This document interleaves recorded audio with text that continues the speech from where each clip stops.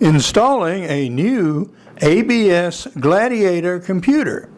William Hovey Smith, 2021. This is Hovey Smith, the Backyard Sportsman. And we're venturing back into ancient times indeed for many of you. It is getting time to replace my computer. Something I have done several times before and am now in the process of doing again. When I started off with computers in the 1970s, this was when we were still using punch cards, and the only computers around were in large universities or something like that, and you laboriously did your data on punch cards. And from then we went to floppy disk, which were really floppy and disk, and got shrunk down. And shrunk down again. So this compact behind me is an intermediate version that actually used a very small CD and has a CD as well as a CD port for transportable storage. So consequently, the data in this computer is practically lost to me. I can access it, but with great difficulty. Well, thank goodness most of the stuff I have on here is actually radio shows, which you can still listen today from my show, The Backyard Sportsman. And these are still available online. So, this is one of the older computers that I am in effect replacing. But to give you a better look at this beast, let me give you a walk around. And here you have a sideways view, and you'll see how big, cumbersome, and heavy it is. Although the tower has retained approximately the same shape as a modern computer, the innards are of the same type, but much smaller, much lighter weight, much more compact in time, much more compact, and take less energy to run generally. And we are saying goodbye. Other computer systems that we have worked through over the decades included a Dell Vista unit, this compact laptop, which was a Windows 7, and then I upgraded to the tower unit over here, which I had custom built, is a Windows 10 platform. Now, as we progressed, of course, our media changed. These were the disks used by the large desktop computer you saw before. However, they did their job, and then we went to CD storage. All right. And this has a CD reader-writer unit built into it, which unfortunately no longer functions with. Okay. So rather than get that repaired, I went ahead and purchased a new unit, which is out in the back, and you'll see as we unpack it and attempt to install it. Every time you change computer generations, you have to make adjustments. The programs are obsolete. Nothing reads WordStar anymore that I'm aware of. That's what I started with. Then I went to WordPerfect. Then I went to Microsoft Word. All of these are unique programs, all in their own rights. The unit I'm getting now is still Windows 10, but Windows 10 is going to be replaced. And fortunately, I have a free upgrade on the new unit that you'll see. Now, the new unit looks much different from the old one back there. It's still a tower unit, but it has a lot of bling, as you will see and have explained later. And what we're mostly working with there are our now familiar thumb drives. Well, if you're going to change over computers and go to new systems, you don't want to lose every bit of data you have on your old one. So before your old computer completely dies, copy the files you need. And nowadays, we have a WD copy unit here, a little larger than a cigarette pack. And I've copied every bit of data off this computer that was at all useful to me. Every bit of data of 2 generations of laptops that still ran some versions of Windows, Windows 7 and Windows 10. And in this storage device, I've only used, out of this much possible space, that much. Say there's 4 inches of possible space, and I've used a 1/4 inch. This thing has terabytes of memory. Wow. I could put all my radio shows, all 900 videos on here, and so on and so on and so on, if I had access to them, which I no longer do. But I still have my radio shows on CD, right here.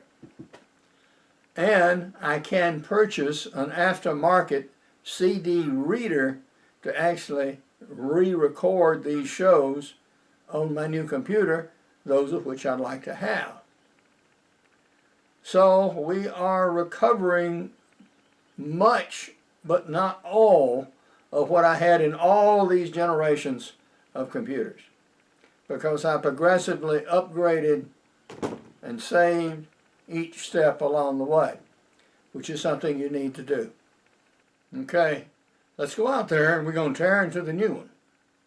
This is my new ABS computer, and Hound Doggy in the background is looking very apprehensive, as should anybody who is going to install a new computer these days.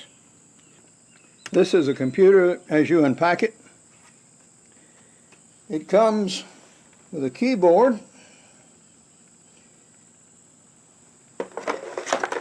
and various other components. We now have the unit inside.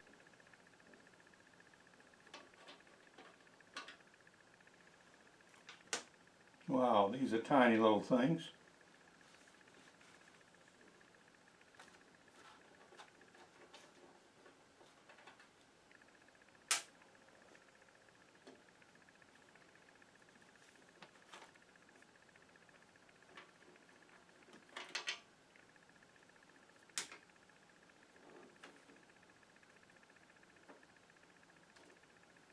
And this is a glass front, so take care.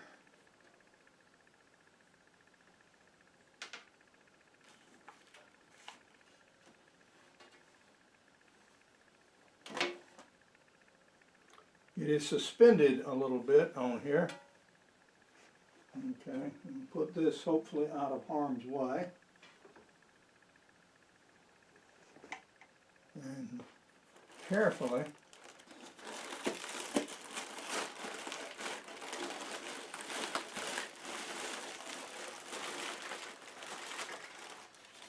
remove this.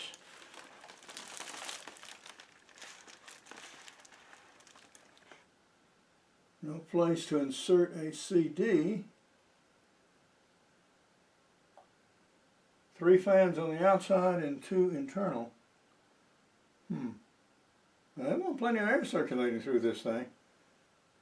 Alright, I guess we'll have to proceed by rote then. We're getting somewhat closer to startup, but not necessarily to functionality. What the directions said, and I did finally find some, was one sheet that says remove the stuffing from the inside of the computer, connect the monitor, and then connect the peripherals. And that was about as much as was said. So we have done that, and we're about to plug in and turn on. My power source and the turn on button are on the back of the machine, So I'm going to move around and activate those, and when I do, supposedly something should start happening. We're plugged into an active power source, and here goes on, I think.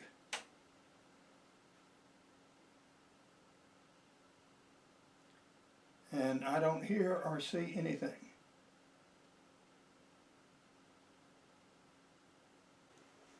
Okay, I'm going to try another power cord and power source and see if that helps.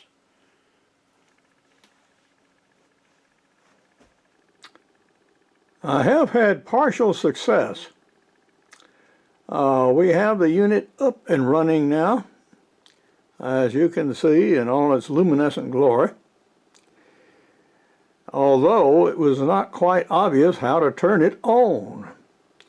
There is a toggle switch, a power supply switch in the back that you turn on, and then there is an on-off button, almost impossible to see when it's not on, at the upper top right of the computer case as you face it. The same in line with your UBS ports. Right there, just right at the corner. So once you turn that on, I've got some activity. We have now the keyboard live. We have now the mouse live, but our monitor is not. Well, this was a monitor that was given to me by someone who gave it to him.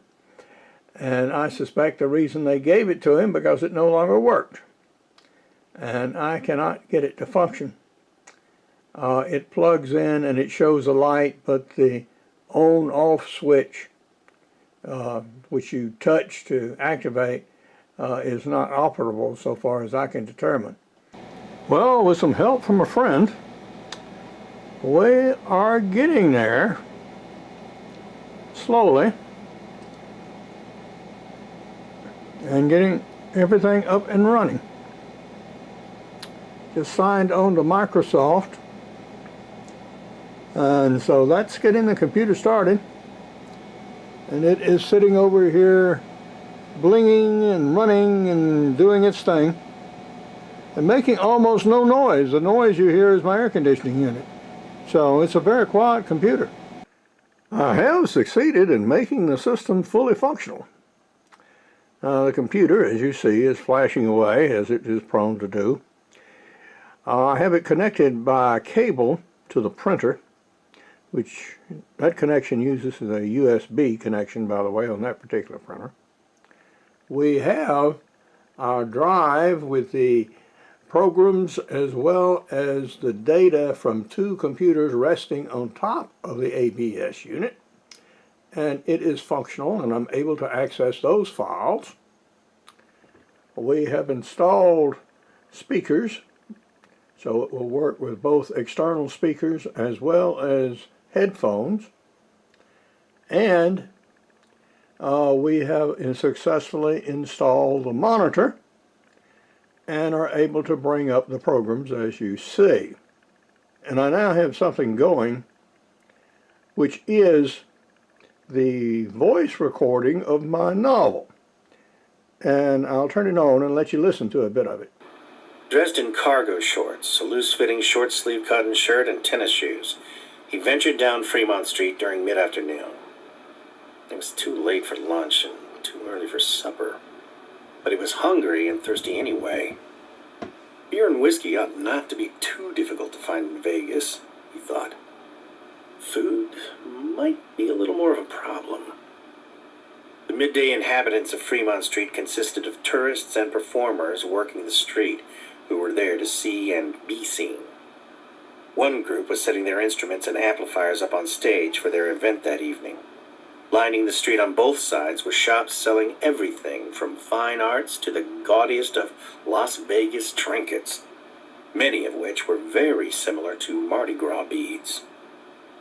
One Glen Campbell impersonator was belting out Rhinestone Cowboy, while an African drumming group beat out a driving rhythm from somewhere further down the street.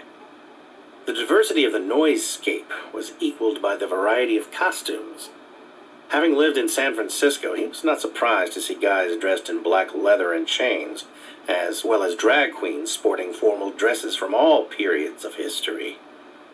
For now, the most revealing of the costume characters were still mostly clothed, although some had breasts and butt cheeks exposed. The performer showing the most skin was wearing only his jockey shorts, an Indian headdress, and snakeskin cowboy boots.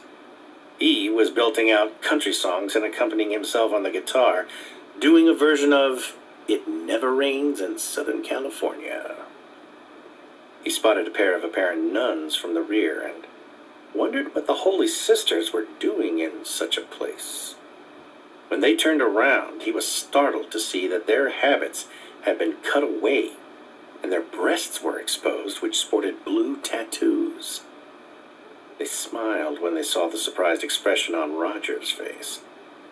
He smiled back and proceeded down the street, following the scent of curry emanating from somewhere past the cotton candy vendor. Selecting a bar stool to keep from irritating his back, he looked at the photos of the dishes posted above the bar. He wanted something that he had never had before. "How was your goat curry?" he asked the barman. "It's good. We can make it as hot or mild as you like.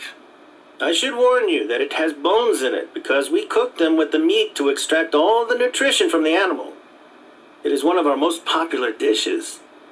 We can cook it for you now, but it will take about half an hour. We usually don't start cooking until later in the day." "Make mine mild, please. In the meantime, I'll have a course." Now that I have demonstrated the functionality of the new units, I'm going to move my old computer off the workstation and install the new one. One of the challenges of this is untangling and separating all this plethora of wires that, of course, have connected everything up for the last 5 years. I have successfully completed the installation of my new computer system, and as you can see behind me, it's churning and burning and flashing lights and all this kind of good stuff, and we are done with it. Installing a new system and replacing an old one is always a traumatic event, and there are times when failure seems imminent and so on and so on and so on, but keep at it and keep trying, and yeah, they really do work, and believe that, and ultimately you'll get everything connected up and running as I have. So we now have computer, we have monitor, we have our satellite system working, we are connected to the printer, it works with headphones, it works without headphones, and with a couple of different mice. So, yeah, it's also now saved all our old programs. Now, we'll see if we can actually operate those older programs with this system, and we may well have to get some new ones. But for now, this is Hovey Smith, reminding you to hunt what you eat and eat what you hunt. Be legal, be ethical, be safe, goodbye, God bless, and see you next time.